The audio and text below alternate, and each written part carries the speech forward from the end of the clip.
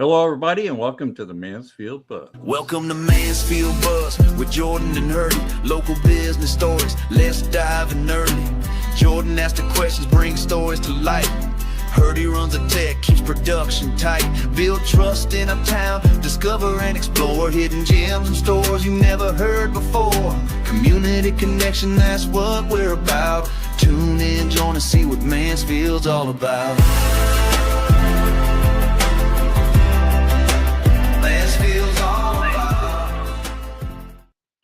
All right, everybody, welcome to the Mansfield Buzz. Yes, it is Thursday, 2 p.m., and we will be here with Core 4 Contractors for the next hour. We've got Brandon, we got Mike, and we got Brian, we got Jordan and myself. Welcome to two hosts. You got Hurdie, Burke, and Jordan are hosts of the show. This is the Mansfield Buzz. Let me bring it up here real quick.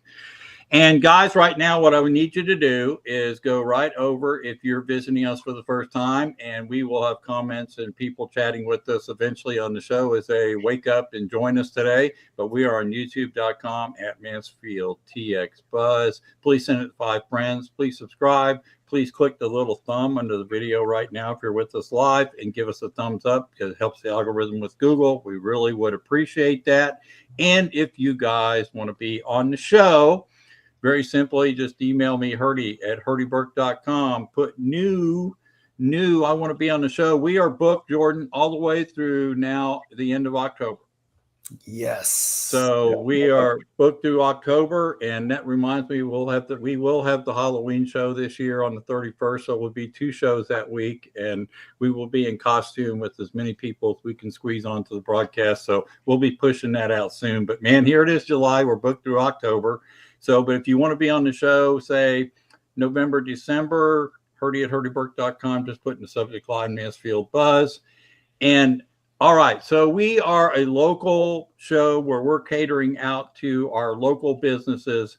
And so, you know, we're not national YouTube like some of the big channels you see, but we're pleased with our progress. And guys, just so you know, we're almost close to 200 subscribers. Which is our goal by the end of the month. We're around 190 right now, but we're averaging anywhere from 40 to 55 hours of watch time. So that means people are looking at the shorts or looking at the long videos.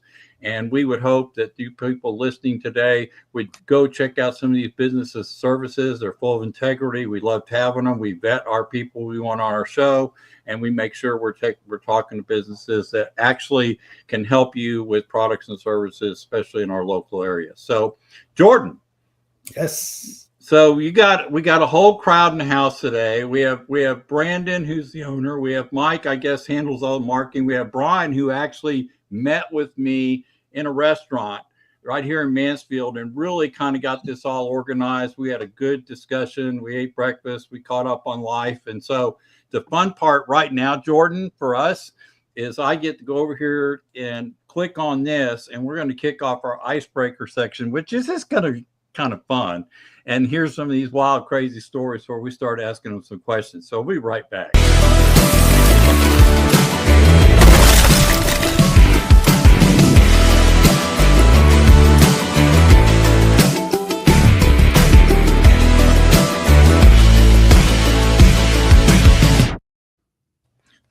And it just ends.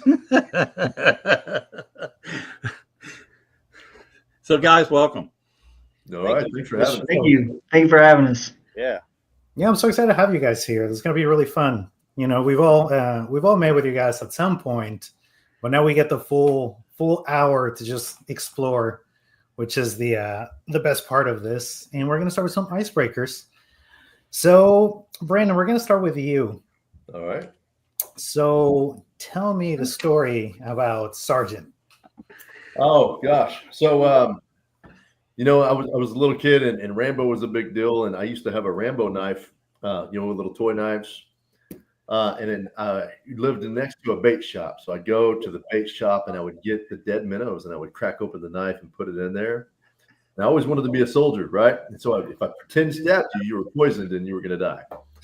So, you know, the family started, you know, joking around with me, and obviously I thought I was GI Joe, and and then me and my granddad one day were at a car wash, when you drive through, and 1986 or something right there, and there was an old stray dog. It was a mutt, and it was the ugliest thing in the world.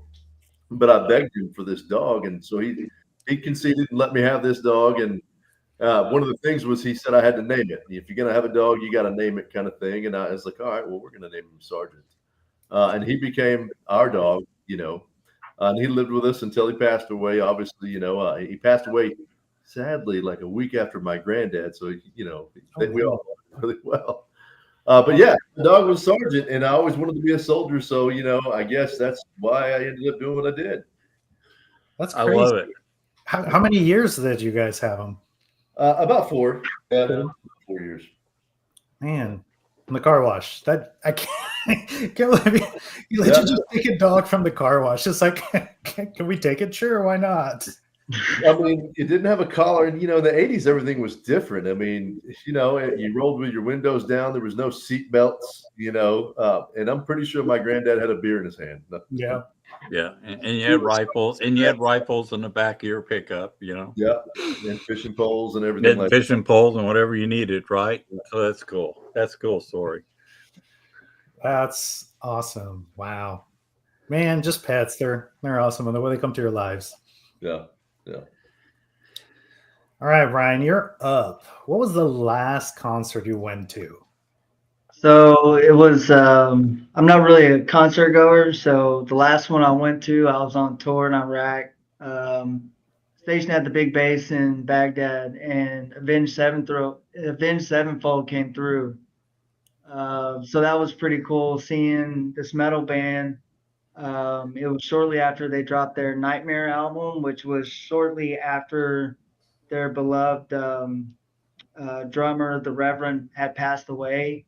And another famous drummer, Mike Portnoy, stepped in. And of course, it's all kind of watered down. He had to use a double kick for his bass instead of having the 2 out there and then all the overhead stuff that he normally would have with Dream Theater. But it was a great show. My kid sister, she's a big concert goer. She goes to all of the concerts. And I joke with her, like, yeah, you might have seen Avenged Sevenfold here in Texas, but you didn't see it with about 250 other soldiers with their rifles on their side and whatnot. So that was pretty fun. Then we had a meet and greet at the end. And, of course, I had already changed in my PTs. So I was like the only Joe out there in his PTs looking like a scrub. But it was a good concert, and I enjoyed it, yeah. Hey, before we get to Mike, Brandon, what was your role? You're a veteran. Thank you for serving us in Prime. Mike, what was your role at the military, Brandon? So I retired about, May, a couple of years ago, maybe 2 years ago. I ran a tactical, what we call a tactical psychological operations detachment, right? Okay. Tactical PSYOP. And we're an airborne unit that jumps out of planes and does the kind of the influencing force multiplier portion of the military.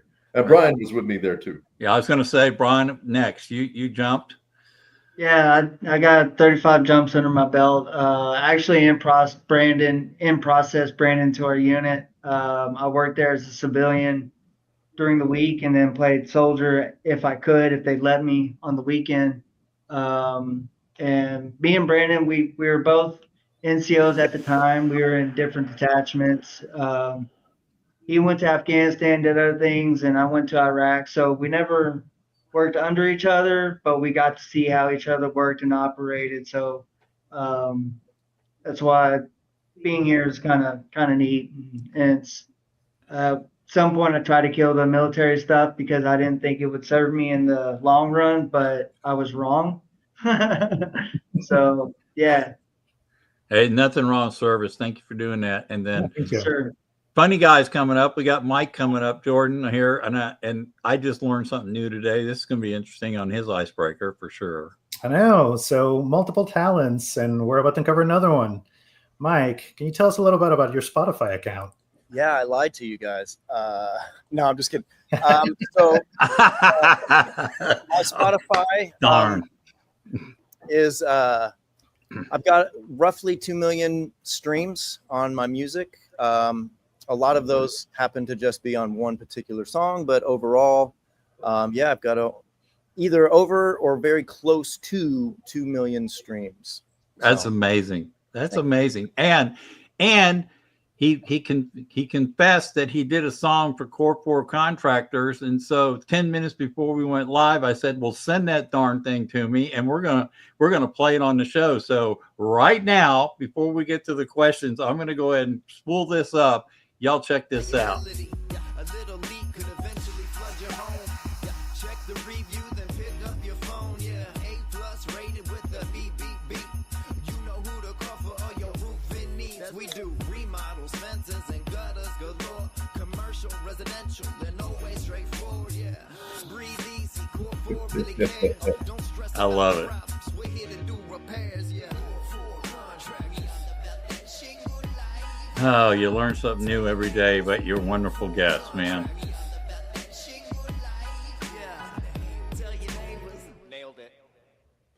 Nailed it. Unbelievable. I love it. Now, how long ago did you write this? Let me turn it off.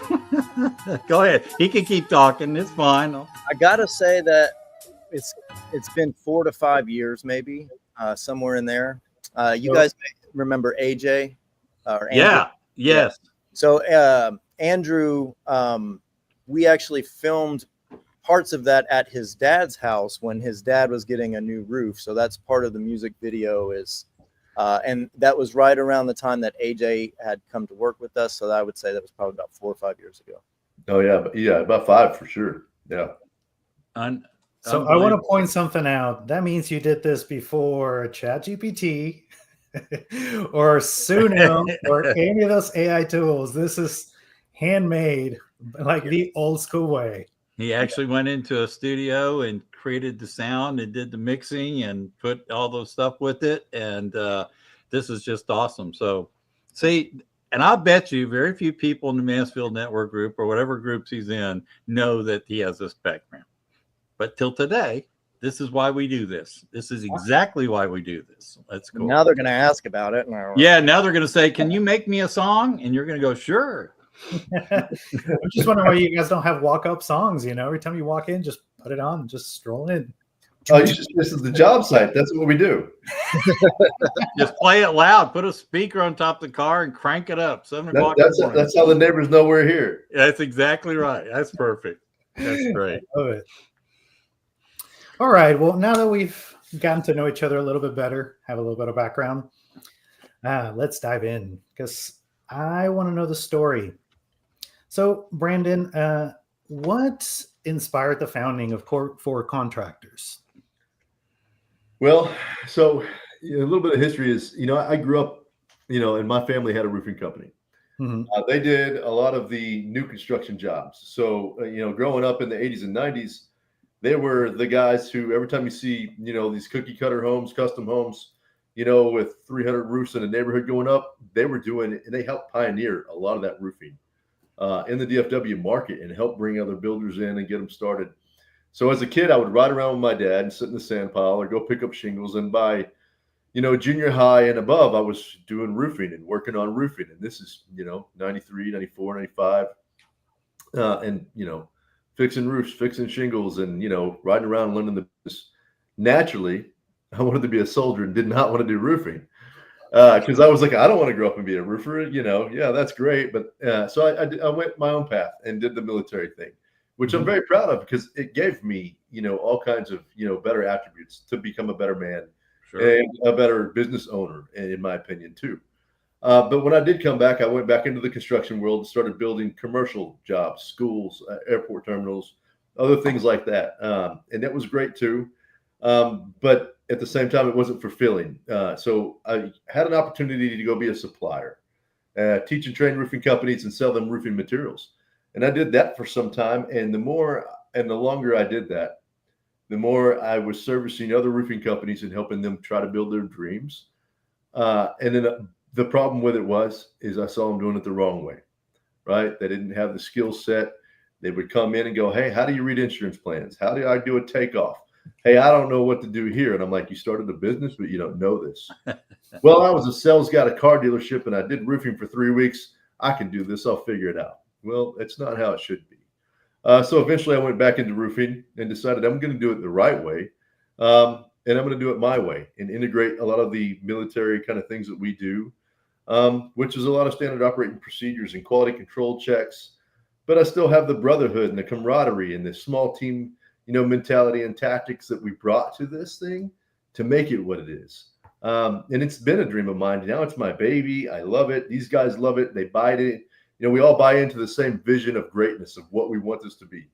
Core 4 stands for community, optimal service, reliability, and excellence. Yep. And every single person who comes into this company has to pass them tests, go through the exams, get other certifications. We're all about the education, the documentation, and the certification, which other companies go, oh, you're a great talker. You're the car salesman personality. We want you. But then you go get on the job and it's not done right. So that's what we do a little bit different. We start small, we grow big. The education is a big part of what we are. And it's all about quality versus numbers and sales. So, yeah. And I find that's really interesting, because follow-up questions that you always wanted to be a roofing contractor, and no, you wanted to be a soldier. Yeah. Were your parents in the military, or were you completely just going your own path? No, I had a weird dichotomy of a childhood. So I was adopted, and before the adoption process even happened, my parents had to already split up, and they had to pretend like they were still together. Put the pictures on the wall. So then they finally were able to get me and adopt me. And my mom was a hairdresser, a barber, and then worked for Lockheed for a while. And then, so we lived in Fort Worth and Granbury and San Angelo. We moved around a lot, and I was every other weekend with my dad. Needless to say, I got in a lot of trouble as a young man. So around seventh grade is when I finally fully committed and lived in Mansfield from 7th grade on and moved with my dad. That's and awesome. He had a roofing company. So, but that urge for me to be a soldier was, probably and honestly, as a young man, it was, hey, my dad had his company. I lived with my mom. I probably needed some better leadership. Inside was like, hey, man, where do you get those attributes? It's the Army. It's the Army. And then I would watch Rambo and all these other things. And, always wanted to, to do better things than what I was doing as a kid. And so it just kind of, I guess it set into me, in my internal kind of, attributes and values as I started to grow, and it became a passion, and I just wanted to serve others. So as I served others, I grew, mentally and emotionally, and then my heart got bigger and better. And I really took to that to where I wanted to go further and more and better and try to be a little bit more, I would say, special in the in everything that I did do. Like I had this real drive to compete and be better. So Brandon, just to interrupt you for a minute, since you were in Mansfield since 7th grade, and since I was in Dallas a long time ago myself, do you remember the days when you got off Interstate 35 and Waxahachie and 287 was covered in trees and it's just a 2-lane highway to Fort Worth and in the middle of freaking nowhere? Well, me and Mike, we grew up here together. Mike played baseball with my little brother. I think he was about 8 years old. So I've known him forever. And we knew Mansfield when there was one high school, and I rode cowbell. Yeah. Yeah. I remember I used to have an account out in Cleveland, and they used to send me down. I'd say, oh, God, I got to drive down 67 and go all the way out to Cleveland, Texas. I mean, crazy. When I was in, I don't know, elementary school still, I lived right off of Matlock. Just a little bit north of the country club. Wow. So our street was all by itself. There were no streets between us and the country club. It's just all by itself. And then from that street all the way to Debbie Lane was absolutely nothing but field and the giant water tower. Yeah. So I grew up without a backyard and probably 400 acres behind me field. Awesome. And Matlock was single lane road both ways. There was potholes the size of Texas in the roads themselves. It was crazy. Yeah. Well, that Debbie Lane, Mike, remember, it didn't even exist all the way to 360. Right. You had to go through the neighborhood up by Raglan in a different little area. Yeah, behind it. Yeah. Yeah, I just remember the days when Mansfield, you didn't even know there was a town called Mansfield. You knew there was Arlington, and then you knew there was Alvarado, and you knew there was Cleburne, but Mansfield? Where's that? Anyhow, I didn't mean to interrupt the flow, but when you said that, I was just thinking, man, I remember just nothing being out here those days. So. And those were the days we liked it because, growing up in Mansfield, literally you'd play football on a Friday night. Yeah. And then as soon as you were done with football, everybody would go get in their trucks, go to somebody's bonfire on their land and hang out and do what high school kids did, which was nothing bad. Study. Yeah. Play some music. Same thing we did in high school. Okay. Gotcha. Yeah. And you didn't get in trouble because if the police showed up, they would look at you, call you by your name and say, hey, Brandon, go home. They join in. It wasn't that bad. Yep. Yeah. Or call your parents because they knew who they were. Yeah. Cool. Oh, wow, that's crazy. So then you join the military, and when you get out, you started.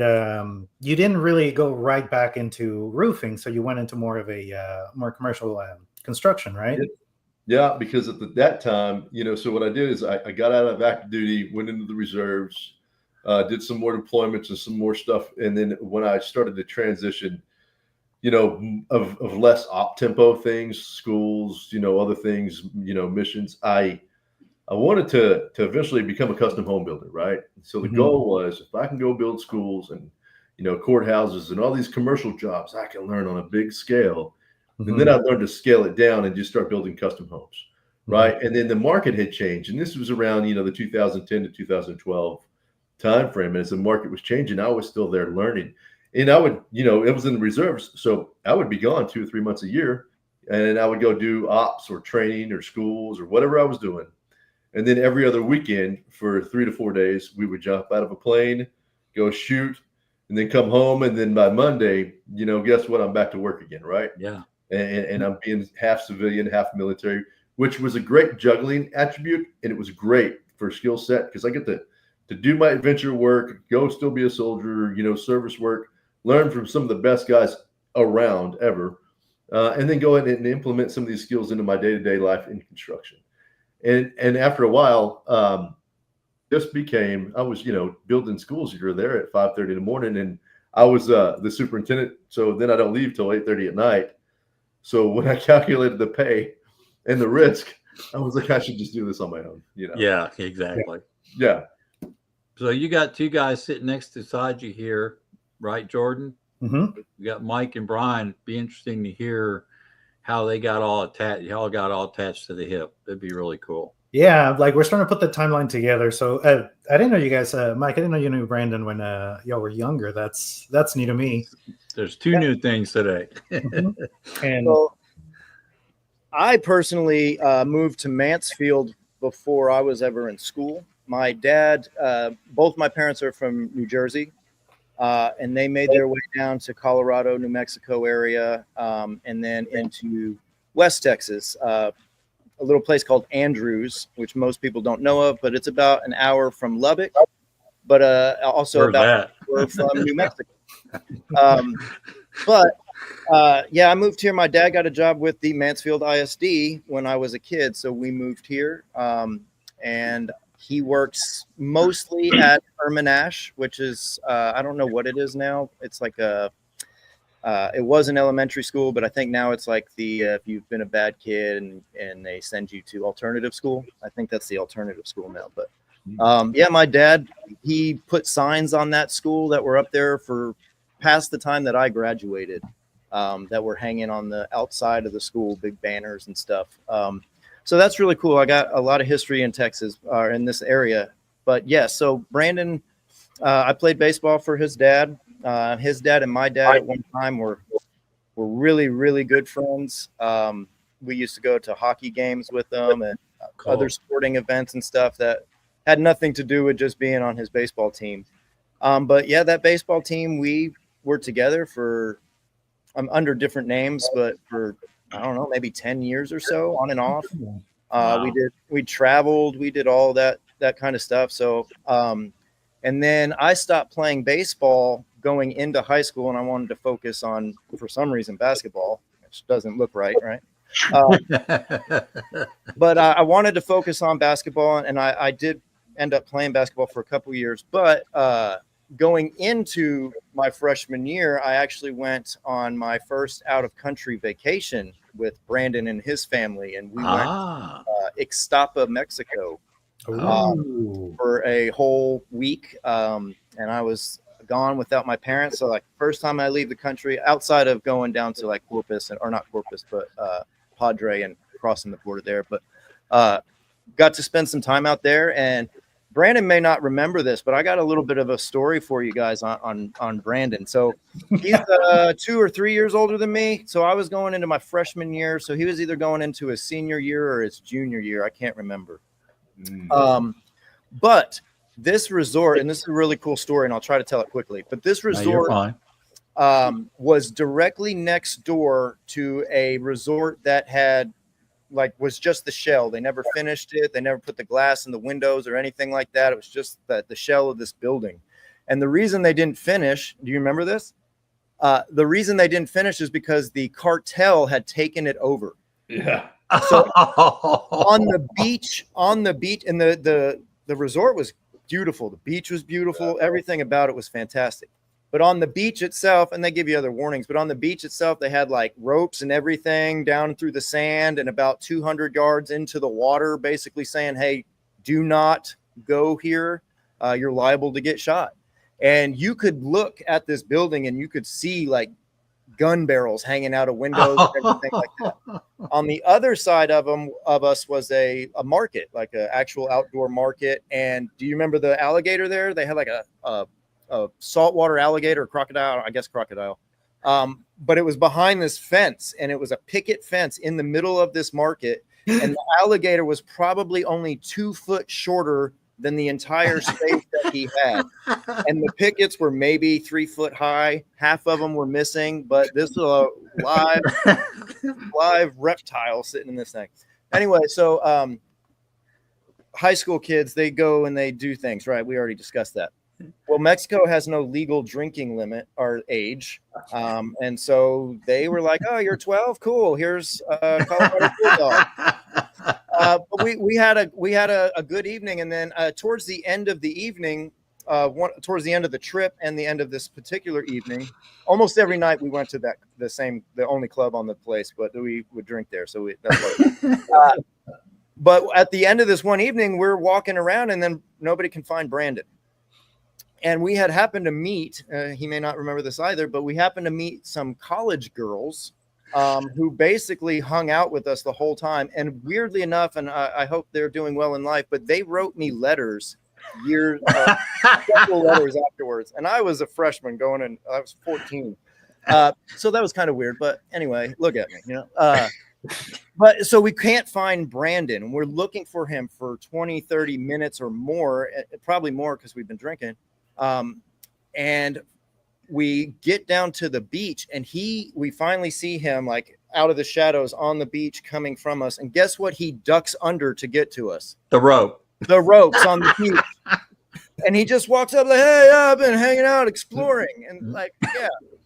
So he's been cool with guns being pointed at him for quite some time. No issues with that whatsoever. And I'm pretty sure it was him. I can't remember if it was him or just some guest on the resort, but I think he climbed a tree to get a coconut as well. I'm pretty sure it was you. But yeah, it was a great trip, and I had a good time with him. And at the time, I was really good friends with his brother, but through high school, we kind of grew apart. And then after high school, so here's how I got in with Brandon and working here. I was doing little odd and end jobs, waiting tables, bartending and stuff like that. And another buddy of mine offered me a job in roofing.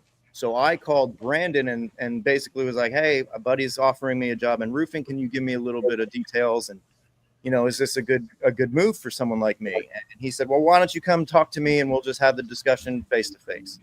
And so I did. And I've been here for almost a decade now. And that's awesome. Going elsewhere. No, it's awesome. What a great story. That's funny. That's great. Well, Brandon, you're famous now, whether you like it or not. Good story, Mike. I love that. Well, thanks, Mike. I appreciate that. At least it wasn't one of the worst stories. Oh, no, I left some out. Thank you. All right. It's not like we're live or anything, Oh, okay. Yeah. Yeah. And Jordan, I was going to say, in the way Brian got connected was I had many for breakfast. You know, you had an appointment, I think, up at one of the counts we shared together, and I met Brian for breakfast, and we had a long conversation about his life and what's going on, and he said, you know, he really loves what he does. By the way, Brandon, I'm just going to tell you that right now. Okay. So, Brian, how'd you get connected? Well, you kind of mentioned earlier, me and Brandon first met when I processed him into our unit. I think 2000, it was after 2007 because I was full time. Yeah. So that's where we first met, talked about that. Roofing was never on my agenda when I got out of the Army, much before he did. I got out 2011, 2012. I tried to do the IT route.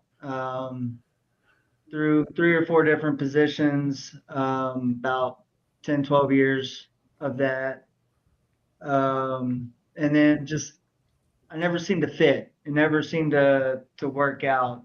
It was always a struggle to learn the next thing. And by the time I did learn it, that was already obsolete. So just with things not going right, throughout that time, I did get me a house. Of course, I called up Brandon. He was the only roofer I knew at that time. And he came out and did it. It was great. He had to come out 2 years in a row due to getting pummeled for whatever reason. Yeah, he had a hailstorm back-to-back years. Yeah, 2 years in a row, hailstorm. The second one was the one that actually caused like $1 billion in Wiley. So it started out like, I remember. I like remember that storm. Yeah, it started out like ping pong size, and then it grew up to golf ball and cantaloupe, I think. So that's how, like, I knew Brandon through roofing. All right, cool. And then just because things weren't going well for me, kind of hit that rock bottom, and I don't mean to get all into that, but it was actually submitted to God, surrendered, say, hey, I don't know what the hell I'm doing. Take over, show me a path, whatever. And then just Brandon being Brandon, he just called me one day and he's like, hey, what's up? Da, da, da, da, da. And I was like, huh, that's interesting. And then at the same time, another one of the people that we, about the same time, somebody that we had served with is also a roofer now. We won't mention his name, will we, Brandon? But he had tried to come in under Brandon and learn roofing, and then while he was under here, he spun off his own company, but did it kind of shadily. So, and I was sharing both their information on Facebook, saying, hey, if you need a roofer, I knew 2 guys, and Brandon was the one that called me and said, hey, you got to pick one or the other, and he gave me that backstory, and so that just kind of solidified the better person to fall back on if I needed it. And then I think that was actually about a year before, because I'd been off of Facebook for quite a while, and I just kind of jumped back on it for other reasons. So yeah, I kind of hit that rough spot that some people do, and if you pay attention, the universe, God, whatever you believe in, will show you your way. And you're right, Hurdie. I do love roofing. There's a lot of similarities in roofing that I wasn't sure of that I would come across. Specifically, finding little pieces of metal in the dark, police calls, and finding nails versus finding brass. Most days I'm decent at it. I did have one job recently where I didn't do a very good job, but you that's where you just learn and you relearn. Everything's a relearning process. So yeah, that's how I got here, and I just asked him. I was like, hey, what's this about? What would possess somebody to come under you to learn and then grow on? And Brandon mentioned it, a lot of people think of it as a quick money grab. because it is lucrative or can be lucrative, and it's not. To do it right. It's a grind. It's tough work, and you got to be strong mentally to do it. Yeah. So, Well, sorry, I don't have all the cool stories like Mike does. No. Listen, we just want to show the connection, which is really, really cool. Well, I'll tell you a little bit about Brian. So what I do with a lot of the soldiers in the unit is it's simple, right? Every now and then I'll touch base. Hey, brother, you doing all great? How's your family? How's your kids, man? Where's your mental space at? Where's your emotional space Good at? for you. How are you doing in business and life? But how are you doing as a man? Like, let's talk about the manly part right now. I don't care, about, superficial stuff. Emotionally checking on our men is important, especially because, part of the veterans charities and stuff we do is check, we lose a lot of guys to suicide, right? And not that he was anywhere in that area. It's not that. It's every now and then I call certain people and go, hey, man, how you doing? What's going on, man? You've been on my mind lately. I thought about you. Oh, cool. Tell me about the family life. Tell me about this. And then I'll call somebody else, like in every week, I try to talk to a different soldier, right? Or somebody who I've cared about in my past. And it's never like kind of like just a buddy check, bro. Hey, how are you doing? Where's your headspace and timing? That's awesome. And then it was just one of those conversations. And he was like, man, I'm trying to make a change. I want to make a career change. I'm dying inside. I need that purpose, motivation, and direction. How am I going to put these three together, Brandon? And I said, roofing is not the easiest path, but if you want it, you'll have the mission, right? You'll have the mentorship. You'll have the brotherhood, because we got great guys like Mike and all the other guys in the staff that care. We're not competitive here. We are competitive against other companies, very competitive. Absolutely. But to each other, we're a small unit tactical team that's going to go lift each other up and be brothers. There's a gym out here every day. You can come and show up and use it, right? I'm going to teach you how to be an expert in, wow. Oh, yeah. I love the virtual tour. Thank you. Yeah. That's cool. But, and I said, it's much more That's than awesome. being a smooth talker out here and just signing somebody up and committing insurance fraud, right? Yeah. There's a right way to do it. Don't commit fraud. Guess what? You got to be an insurance guru. You have to be an inspection guru. You have to understand roofing and the product that you're doing. And, and answer people's questions and all that. You're a businessman, you're a salesman, but you're an inspector, and then you're a construction guy, then you're a project manager, and then there's so many facets that put this thing together. Then you still got to market yourself. Hey, nothing happens if no one sees you. So how do you go, hey guys, look at me. I'm great. I'm doing amazing. Come see what I'm doing, right? So it's so hard to do. So me and him had this conversation. And, about 2 years ago, he came on board, and ever since he's come on board, he's been amazing. He is he's the train. He just keeps going and he keeps chugging and hitting it. And so I'm proud of him. And he's got the health things that you can talk about, but man, I'm so proud of him. I'm so proud of my guys and the guys here. They're what make this company who it is. You guys go to the networking events and y'all see Brian and you guys see Mike, right? Because I don't need to be there, because they are a great representation of who we are in our heart. So they do a great job. Well, I know Brian's excited. I gave him one of my extra Versa 4s for him to tool around in to count his steps. So we both got him on and said, hey, brother, just keep walking for health, man. So. And you walked to the core this week. Yes, I did. I saw that today. That was awesome. 7,900 miles I walked so far already. How long did that take you? I don't know. I've just been walking forever.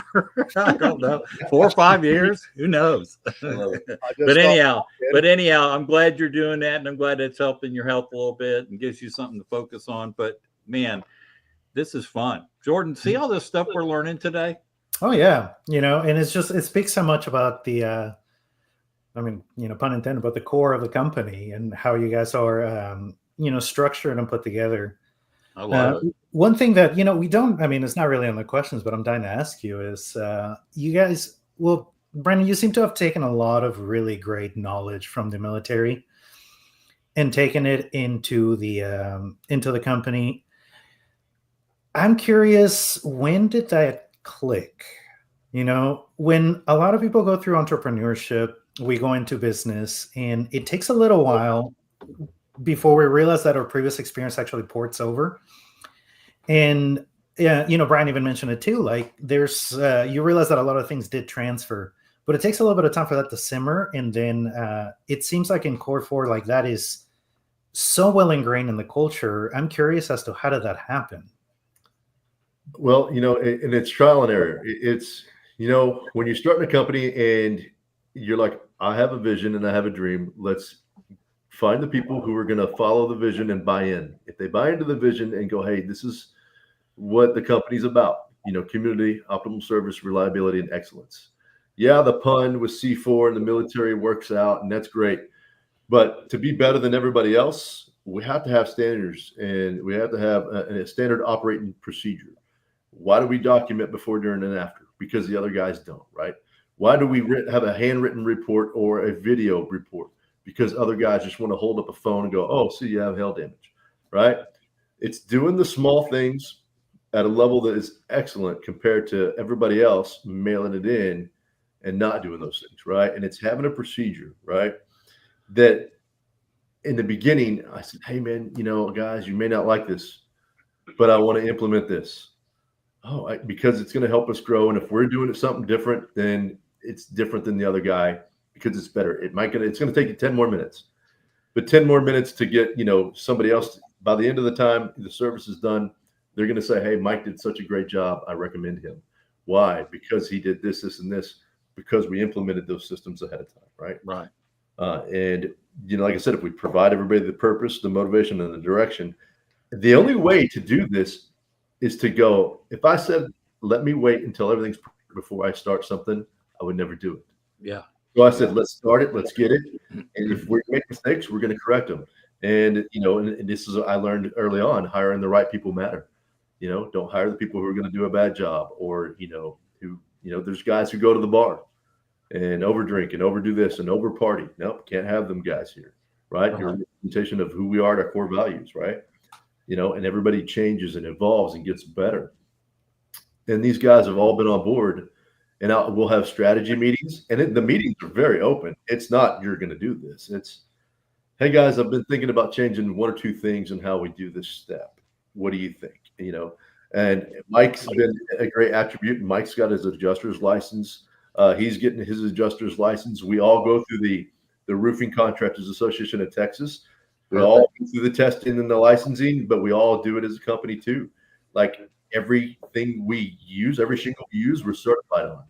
We don't just go and buy it and not use it. If I'm going to use it, I'm certified on it. Why? Because you can go buy them and use them all day and not have to be certified. Right. I do it so that the customer goes, you care, and you show you care. Right. And we're better educated for it anyway. It's just a mental thing. It's, yes, I'm competitive. I see other guys post things online that are in these other networking groups. Oh, come and see us. And they give the 30-second pitch. We're the best. We're the honest roofer. We're the this. Then you see what they did on the roof, and they're roofing in 30-degree weather. And you're like, well, you just, neglected that home warranty. Why? Because you can't roof in a certain degree because you weren't educated enough to do it. Or you cared more about the sale and you did the client. Then you did the client. Yeah. Right? And that is position with insurance. We won't do that. Right. And we educate people. So I develop a class that we take to real estate agents and we teach them, right? Hey, this is good roofer, bad roofer. These are all the products. This is what damage looks like. And this is the overall process to do it in a good way, whether it's us or somebody else. Yep, absolutely. I'll say to relate back. So Brandon was active duty, and I only knew the reserves. I only knew our last unit, the 345th PSYOP unit, and I'll say it's one of the rarest gems. At the time, it was probably one of the most sought after reserve units in the entire Army infrastructure. From 2002 to 2009, we had we supported every other deployment that the Army threw for PSYOP deployments. And at any given time, we had we were supporting 25 to 50% of other deployments on top of keeping our own inventory personnel, gear, and equipment. And the quality of men that came through there. Every once in a while, you get your regular reservists. I'm just going to do my 2 weeks out of the year, but people sought after this unit because we were airborne, because we were related to the special operations community. And so there was never a set standard with us. It was always, how do we get better here? How do we get better there? And our old first arm, Billy Lambert, you say, if it's a category, good or bad, we're going to be at the top of that list. I don't know what it is, but when you have so many people, you're going to have bad things, but you're also going to have your top tier people. Like Brandon kind of gets he doesn't like to talk about it, but he earned a tough award when he was in 25th ID, the Audie Murphy Award, which is a local guy out in Hunt County, and he's still to this day the most decorated soldier, and he was 25th ID. So that's not right. Don't say that. He wasn't he the most decorated? Oh, Audie Murphy was, yes. Yeah, Audie Murphy was Audie the most Murphy decorated soldier in the military from a long time ago. I went to the Audie Murphy board. I didn't win it. So it's that mentality of never being satisfied with where you are, I think, is what sets the difference between Core 4 and any other roofing companies. So and I would say this, Brian, I would say that based on what I just heard, I was thinking back to my days of being mentors to business, right, when they first start. And that is, they always go in thinking about sales, but they don't think about process. They don't think about the checklists that have to be put together. They don't think about the record keeping. They don't think about the notes they need to keep, with customers so that they can keep track of it. I would say the military, for you, probably, Brandon, it's a checklist, from top to bottom constantly, right? You can't get that stuff out of your brain. It's going to be an atomic habit, like the book says, right? If you do something like that all the time. So bringing those systems to the roofing business, they had to be tremendous assets because you could think that way, right? You could think, we got to do this, and this to make the customer happy. Yeah, that's cool. I mean, there's 7 steps to every step. The Army has a step for everything, right? And a procedure for everything. And I just took that and said, okay, great. Well, if we're going to do a roof inspection, these are the steps. Oh, here's a roof installation. These are the steps, and everything has a procedure to do it. And then as we grew, because as a company grows, I had to take on 5 roles in the beginning. You're the marketing, you're the business, you're the planner, you're the installer, you're the production manager, you're everything. Right. And as we grew over time, quality people positions and then improved on it, way improved on it, because they're a better skill set at those things. Like Mikey, who's been with me forever. We like to call him the face of the company because he's always out there, and he's got the great personality, and he made the rap videos, and he does a lot of the videos and content for us. Right. But he's that minded personality. So I put people in the places where they're going to shine. Right. And, same with the admin guy in here, who runs the office. I can't do those things the way he does, and then Rachel runs the production and management team. Man, I've never seen anybody work so hard and so late and so far beyond when it comes to perfection, so everybody that's around is put there because their talents serve the better being of the customer. And you know what good proof is to a good company? Long-term employment and long-term employees. Because they come into the culture and they believe in it and they know they have a voice and they know that they can be counted on whether they make mistakes or not, and they just learn from it, and it's just a cool thing. Good. Yeah. So this has turned into a Dale Carnegie support talk today. Well, we're touching on the pillars of business, right? It is. It's the pillars of business. But we do have a lot of fun. Like I said, Mikey showed you the gym out there. The guys come in work out. Yeah. Other companies come in and work out. All them guys that y'all see in y'all's networking groups. Yeah. They've been here and Roderick and Matt talk about that, and some of those guys, that's pretty cool. So yeah. I do want to give a little pat on the back to Brandon. It's kind of a small thing, but it's something that's always stood out to me. Not that, Brandon. Brandon has been in this business for a very long time, and that's obvious. Just speaking with him, it's obvious. He's been on, both sides. He was a supplier and whatnot as well. And I grew up in Mansfield, and I personally know 15 to 20 guys that I graduated with that either work in roofing or own roofing companies. And some of them also know Brandon, vice versa, whatever. What I can say about Brandon is that even if it's a competitor and they need help or they need and like just mentorship, or hey, I'm beating my head against a wall trying to figure out how to get this roof approved for a client. It's not. He's very, very competitive, but in those instances, in those situations like that, he is a beacon of information and help, and he will sit there. And I don't know if he, enjoys it himself. I'm sure he does, because a lot of people who have that type of information like to be able to spread it. But to see him and get to watch him sometimes from time to time have those conversations with people outside of the company that are trying to do the same things that we are. And it's not about, hey, I'm not going to help you because that may take money out of my pocket. It's never been like that within the company. Yeah, he's pushing for us to have that competition like that. But with other companies and other people coming to him, he's absolutely, he will mentor them rather than belittle them or just avoid them, and that's, from my standpoint, seeing that in the guy that owns the company that I work in, that's pretty cool. Thank you. Yeah. Appreciate it. That's kind. So, Jordan, I was thinking a question they don't have on here I think might be worth talking about a little bit is that in Texas, roofers are not required, if I'm correct, to have a license. So Yep. one of the things that makes a good roofing company stand out, which you've already talked about, which is the documentation, certifications that you allow your roofing people to continue to go through, right? So that you are up on top of technology and what's going on. So educating your company ahead of that without the license is pretty cool. Yeah, Here's the thing, the Roofing Contractors Association of Texas and then they have the North Texas one too, and they're kind of brothers. And the mission behind it is to develop obviously an educational program, and then to get everybody licensed and push for it. There's ups and downs, and a lot of roofing companies either hate it or they don't hate it. One or the other. Right. Like, oh, the way and I'm kind of like, I'm the guy who goes, here's the deal. Anything that's going to legitimize roofing, because if a plumber shows up or an electrician to your house, what happens? Oh yeah, my fee just to look at this is $150 or $100 service call.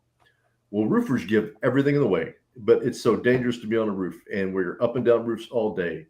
And there's a lot more that goes into it, than meets the eye.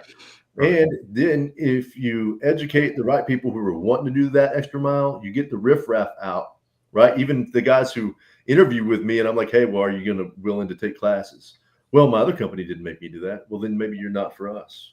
That's okay. I hope you have a great day. Good job. But we want these procedures because we want to provide the education for the guys. And I want that growth mindset. The guy who goes, man, I'm okay growing and doing the test and the licensing. Because if we grow that way and we do better, we legitimize the industry. We get the bad guys out of here, because you always hear about fraud or about people stealing money and walking away from jobs. And oh, he took my check and never came back. We don't even collect money till the day we roof. And 90% of the time, we do jobs for real estate agents and other companies that they're like, hey, we're selling this house. We can't afford anything. You can pay me when you close. Well, we won't close for 60 days. Okay, that's fine. We'll help you out, right? Because I manage the business in such a way where we always have money. Other companies are always, sometimes they don't manage their money. They're too busy partying and doing other things that they're not good business managers.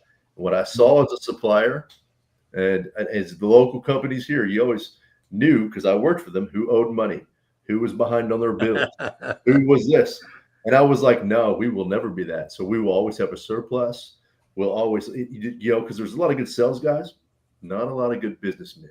Yeah, I agree with that. Budgeters, and that's where I agree. The place. But if they're not willing to take the time to get a license or educate themselves, you do have to pay for it every year. You do have to recertify it every year. Yeah. But so do real estate agents. They have continual education, right? They call CE classes. Why would I not want to sharpen my tools a little bit every year? I don't have a problem. Exactly. Yeah. Well, I just thought I'd throw that in there. Jordan, back to you. Yeah. No, I mean, that's awesome. That's great. And the fact that you guys do it, you don't have to, but you choose to. Yeah. That's really important. Mm-hmm. I was going to ask you too, do you guys partner with other charities and organizations? We do. So the Air Power Foundation is one of the ones that we're partnering with right now. And then they, do several different plans a year. They just got through doing their walkathon, walk to, stomp out like suicide and some stuff like that. And they're having an event on the 31st of July. And they also used to do the big military ball, the sky ball, for military down here. Mm-hmm. They're in charge of that as well. I did some board of directors for the real estate, the what is that called? It was the real estate professionals, the military one. Veterans Real Estate Association, VREP. Yeah, VA rep. Yeah, the Veterans Association of Real Estate Professionals. I sat on with them for a while and tried to help them educate on VA loans and the VA loan process and how to, counter a bunch of information. And that was great too. They're a great organization. And then these guys, always go and support other things. We do VFW runs and walks. We're very obviously heavily into the veteran charity thing. Mm-hmm. There's other guys in the networking groups who ask us to go volunteer to go feed the homeless. I think Noah Watts has asked us to go down there and feed the homeless. Cool. Things with him. And if that guy's a great volunteer, he's got a help mindset. Every time I turn around, he's helping other people do great things. I love that growth mindset. Yes. And I know Mikey does things on the side, things that I don't even see half the time. We don't promote a ton of these, but we do a ton. Well, Brian, I see Brian posting all the time. It's something here, something there. So you guys are really active. My mother-in-law's got breast cancer, or had breast cancer. One of the networking groups I've met a lady that does breast cancer, and I heard about. I'd already known of Susan G. Komen, but I didn't know what Pink Tie Guys was. So I kind of jumped into that. I learned about. It's just an opportunity for men to raise money for the women in our lives. So I joined and I became a Pink Tie Guy this year. Gonna look to grow that next year, and I got some others that I'm kind of thinking of. I just haven't figured out specifically which ones or how. So I'm not gonna speak on that yet. But yeah. You do. You're very active, and that's really cool. So. That's awesome. Mike, like I said, Dave, we are talking about roofing, just so you guys know. Okay. Well, but Mike, go ahead. Mike, you can tell them about the men's coffee talk if you don't mind. Yeah, I would like to hear about that. To get everybody, all the men out there who see it, sometimes they get scared. They don't want to come. But, man, it's a good thing. And I want Mike to explain the concept behind it. Okay. So Men's Coffee Talk was, I believe, born in the brain of Brandon here. Sure. And it is a small place to be born, but it happens. So the idea of that, and I wasn't there at the inception. I was kind of included into it after it all came about. So, but the idea is, hey, we're men. And we've got certain things that we just need to take care of. We need to be responsible for. We need to be taking our own, responsibilities and taking the time to actually better ourselves. Yes. And I think that sometimes we get lost and forget to do that. We get so busy that we just have this, well, I got to do this, I got to do this, I got to do this, and this is next, and that's next. And we, as men, we just don't ever, a lot of times, don't take a step back and say, okay, this is how I could do this better, or this is how I could be better at this, or this is how I could be a better father, or a better, I'm not married, but better husband, or better, whatever the case may be. And that's the whole idea of it is, it's like a offshoot or an umbrella almost of a networking thing. And it's not meant for networking, but that's it was bred from that. So everybody that's pretty much in it is, for the most part, networking partners that we've met. And the idea was like, hey, we do all of these groups. We go and we talk about what we do and what we sell and the businesses that we are, but what about us? And so that was kind of the idea. And Brandon put that all together. And it just kind of goes back to the whole Brian story, and Brandon reaching out and making sure people are okay. And like, that's a rare type of person to put stuff together like that. So. Yeah, and I've seen pictures that you guys posted this. It looks very successful. It looks like it's a great thing. You just don't hear enough about men's groups today where they can get together and just kind of powwow about issues going on in their lives, what they're struggling with. I know it's funny. I just rolled over 70, and there's something really weird about hitting 70.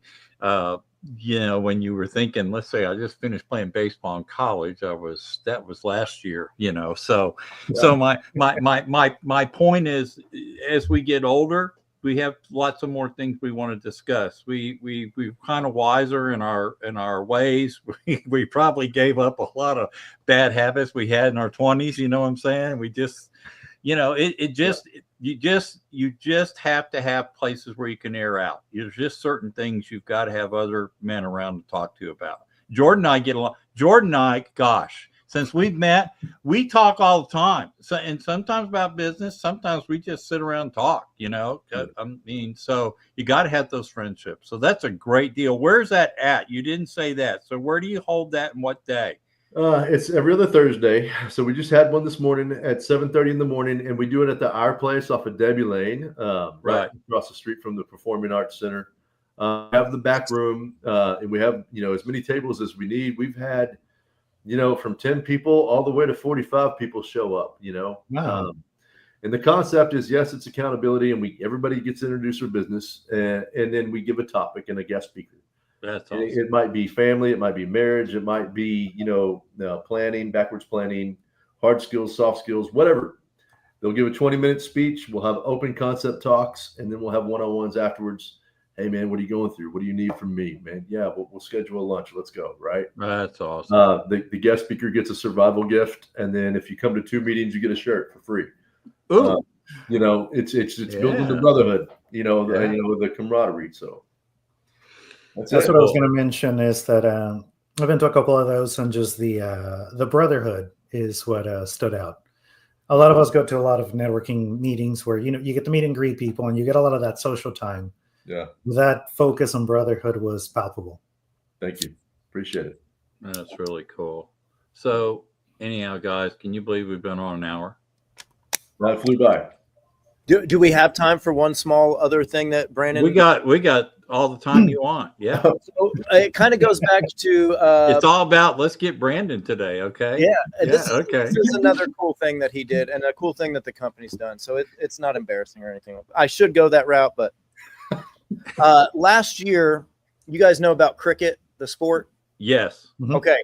So last year, the International Cricket League, which is a real deal, it's the second most popular sport in the world, and almost none of it in the United States. That is correct. So last year, they made a big push, the IRL or the International ICL, whatever it's called, I can't even remember.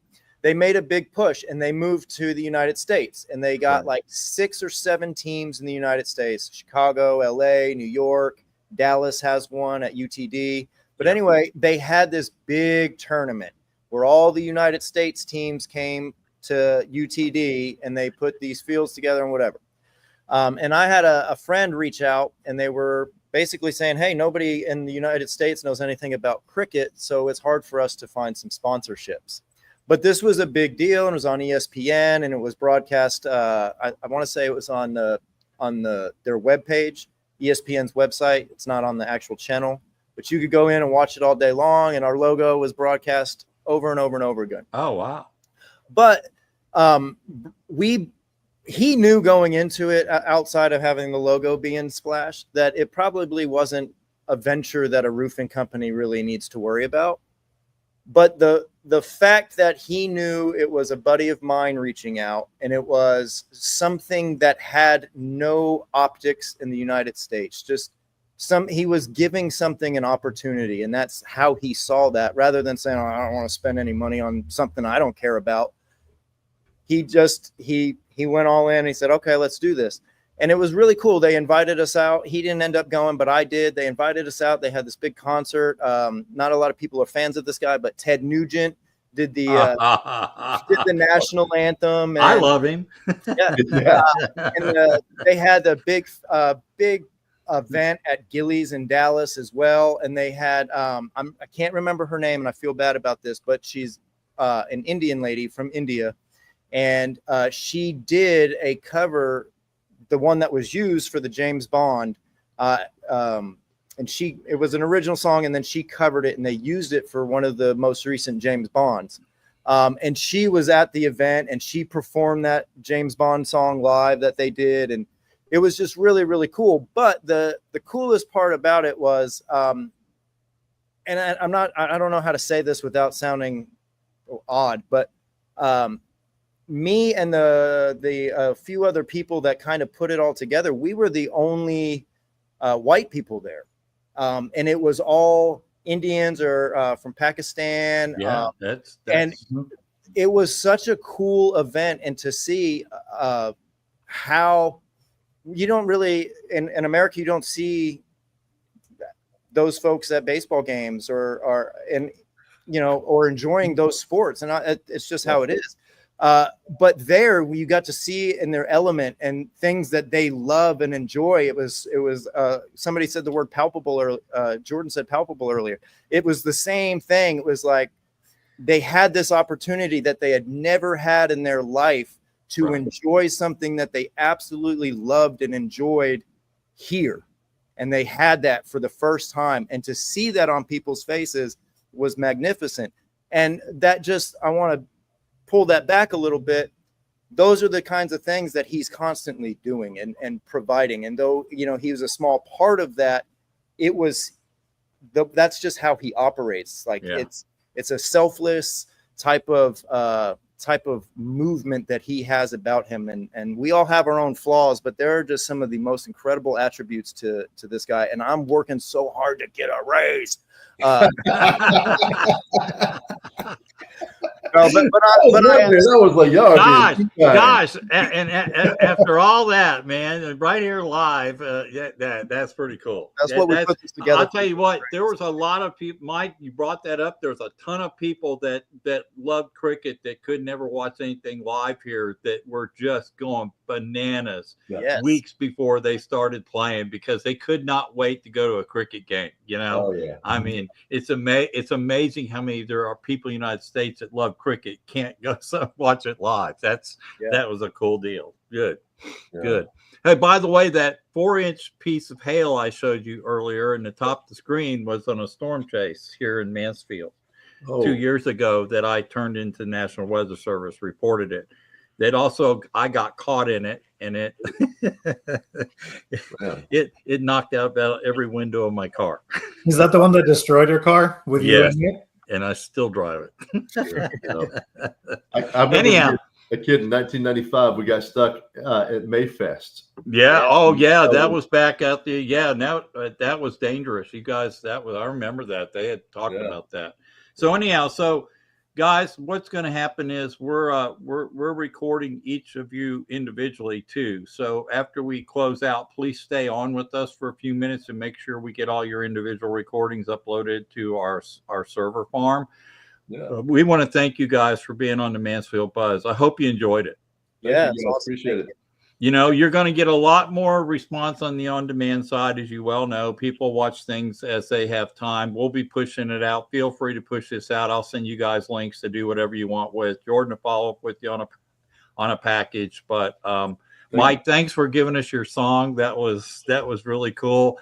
And thanks for filling me in on your background. I think sometime we ought to sit down and have a one-to-one and talk about music, because I think there's a lot of things we have in common that we could probably talk about. Brandon, If you ever need help with a CE course, I have one for YouTube. So, through TREC. So I'd love to talk to you about that. Okay. I would love to do that. So, yeah, we can partner. So we can do that. And Brian, thanks for putting this whole cotton picking thing together over a breakfast one morning and taking the time. Brian. Thank you for doing that. Jordan, thanks for being an awesome. And Jordan, thanks for being an awesome host, man. You're my pleasure. He brings the calmness to the table. I bring the hyperactivity to the table. So hey, we got a whole origin story out of this show. I mean, it was a delight. It is really good. So next week we have Russ Arnold and Sherry Poe with Promotional Solutions on. They'll be on next week. This is the third show. We did their firearm store and we did their Montessori school a couple weeks ago. So we're really excited. So you guys have a great day. Thank you, Brandon. Thank you, Mike. Thank you, Brian. Y'all stay on. Just stay on for a few minutes, and we'll see you guys next Thursday at 2 p.m. All right. Thank you. Thank you. Bye-bye. Bye-bye.